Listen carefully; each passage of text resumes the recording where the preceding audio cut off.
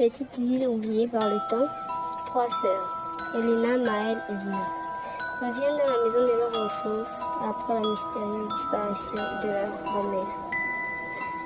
La maison se dresse au bout d'un vieux chemin, entouré de brume, devant une Jeep noire abandonnée. Moteur froid, les portières entrouvertes, comme si quelqu'un venait tout juste de partir. Les 3 sœurs ne sont pas de simples sœurs. Elena et Maëlle sont jumelles. Dina est née quelques années plus tard, mais on dit qu'elle voit des choses que les autres ne voient pas. La première nuit, elles entendent des pas à l'étage, des pas réguliers, mais il n'y a personne.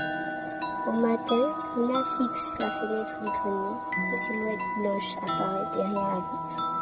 Une jeune fille qui leur ressemble. Même regard, même visage, même âge. Ce n'est pas un fantôme, murmure Dina. C'est elle. Leur grand-mère leur avait toujours interdit d'ouvrir la porte scellée du sous-sol. Mais dans cette maison, les secrets ne restent jamais entourés. Elle découvre un vieux journal. À l'intérieur, une phrase revient sans cesse. Elles ne sont pas 2, elles sont 4. La silhouette à la fenêtre n'est pas un esprit. C'est une sœur oubliée, une jumelle née dans l'ombre, celle que la maison a gardée. Et maintenant, elle veut sortir. La brume s'épaissit autour du pont. La Jeep démarre toute seule dans la nuit. Et dans la fenêtre, la fille sourit.